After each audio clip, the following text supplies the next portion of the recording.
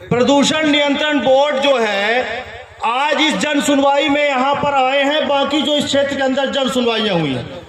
लेकिन आप बताइए कि बेला ये है, बेला पंचायत है और यहाँ से जो है अल्ट्रा ट्रक के लिए आपकी रास्ता है बेला के लिए, बैजनाथ के लिए। आप मेरे साथ चलिए, 5 मिनट में आपके कपड़े और पूरा चेहरा काला न पड़ जाए तो बताइएगा। पूरा इतना प्रदूषण, सबसे ज्यादा इस क्षेत्र के अंदर प्रदूषण है। लेकिन इसके लिए श्रीवास्तव जी आपके पास समय नहीं है। प्रदूषण नियंत्रण बोर्ड सिर्फ ये एक पूंजीपतियों के लिए जन सुनवाई में खाना पूर्ति के लिए प्रदूषण नियंत्रण बोर्ड की दफ्तरें हैं। इन जनता की अर्जियां आप कितने दिन यहाँ आए हैं? बहुत सही साथी कह रहे थे, अभी हम लोग रास्ते से आए हैं। आज जो है जन सुनवाई होना था तो आपने पानी का छिड़काव करा दिया। यहाँ की फसलें जो है देखिए सामने, श्रीवास्तव जी पेड़ों को देखिए सामने, आप जो है क्या स्थिति यहाँ पर है। इसलिए जो आज साहिने मसनद है, मुनव्वर राणा साहब की उन बातों से मैं शुरू करूंगा कि जो आज साहिने मसनद है कल नहीं होंगे।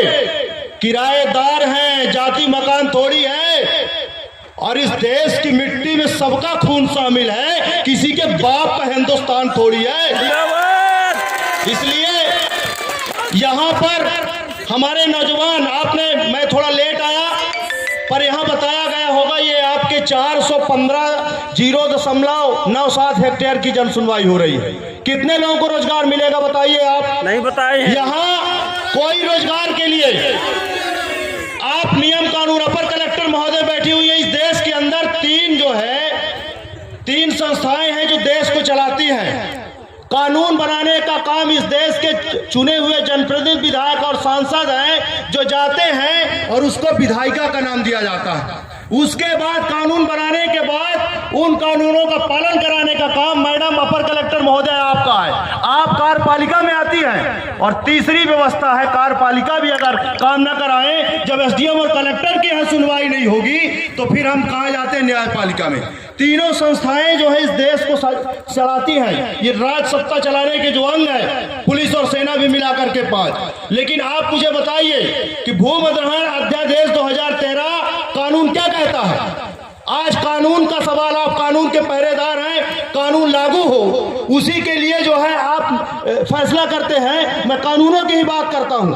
गलती से कक्षा 2 कक्षा हम लोग भी पढ़े हैं। आप बताइए अध्यादेश 2013 क्या कहता है? कानून ये कहता है कि कहीं भी 2 फसली जमीन पर जो है लीज नहीं दी जाएगी। लीज देने के लिए प्रक्रियाएं होती है। ग्राम पंचायत के अंदर ग्राम सभा की एनओसी पहली शर्त है। लेकिन यहाँ ग्राम सभा के अंदर ग्राम पंचायत की क्या, यहाँ जो कोठार के साथी बैठे हैं, बताएं ग्राम पंचायत का सदस्य कौन? जो ग्राम सभा सदस्य वो होता है जिसका मतदाता सूची में नाम होता है। क्या यहाँ कोठार के लोगों आपके सामने ग्राम सभा ली गई? नहीं ली गई। तो फिर ये जन सुनवाई के लिए और लीज के लिए प्रक्रिया यहाँ क्यों अपनाई जा रही है?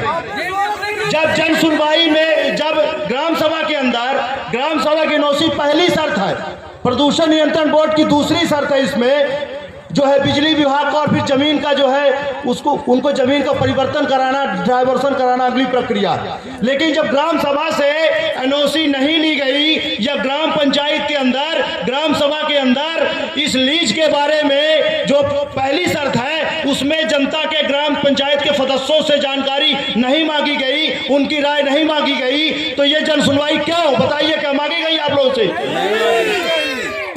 तो इसलिए पहली शर्त वहीं से दूर है। दूसरी बात जो है कि रोजगार का सवाल, अल्ट्रा ट्रैक है, रीवा जिले की सीमा में स्थित है। इस तरह की और खमरिया, बैजनाथ तमाम जन सुनवाइयां हो रही हैं। लेकिन आप बताइए कि यहाँ स्थानीय लोगों को, कितने लोगों को रोजगार मिला? मैं पूरी जिम्मेदारी के साथ कहना चाहता हूँ कि यहाँ बगल में सिमरिया विधानसभा क्षेत्र है। सिमरिया विधानसभा क्षेत्र के विधायक को यहाँ जो है लीज दी गई, विधायक को यहाँ खोदने का काम दिया गया। यहाँ के स्थानीय जो है जिनको काम दिया जाना चाहिए, जमीन जाएगी हमारी और खदान केपी त्रिपाठी जी के नाम से स्वीकृत होगी, ये बात गलत है। और यहाँ के नौजवान और किसान इस बात को जो है स्वीकार नहीं करने वाले हैं। इस देश के अंदर 55 दिनों से किसान दिल्ली पर बैठे हुए हैं। हाल पिघलाती ठंड में हम लोग भी पलवल बॉर्डर से लेके, गाजीपुर बॉर्डर से लेके, शाहजहां बॉर्डर से लेकर के टिकरी और सिंधु बॉर्डर में होके आए हैं। लेकिन उसके लिए जो है सुनवाई के लिए आपके पास समय नहीं है किसानों के लिए। और ये जो है प्रदूषण नियंत्रण बोर्ड के श्रीवास्तव जी, कम से कम अपने ईमान को आप लोग जगा लीजिए करिए। जनता के टैक्स के पैसे से तनख्वाह दी जाती है जनता की पहरेदारी करने के लिए, लेकिन जेपी सीमेंट या अल्ट्राटेक सीमेंट की दलाली करने के लिए नहीं। इस बात को नोट करिए। आप नियम की बात कर रहे हैं, मैं प्रदूषण नियंत्रण बोर्ड में अभी जो भूमधिग्रहण में के साथ साथ अलावा अभी जो 3 काले कानून किसानों के विरोध में लाए गए हैं, उस काले कानून के बाद एक उसमें यह भी कानून है कि अगर किसान अपनी पराली जला देगा खेतों के अंदर तो उस किसान को मापदंड नहीं है कि 1 एकड़ का हो कि 10 एकड़ का, 1 करोड़ रुपए का मुआवजा और 5 साल की सजा का प्रावधान। पराली जलाने से प्रदूषण होता है श्रीवास्तव जी। और ये क्या फूल बरसा रहे हैं, ये प्लांट जो तमाम क्रशरें चल रही है ये फूल बरसा रहे हैं। या सांस लेने के लिए भी आप चलिए हमारे साथ, सांस लेने के लिए बेला से निकल जाइए, आपको जो हवा की मात्रा है उसमें धूल और कण है वो 50% शामिल है।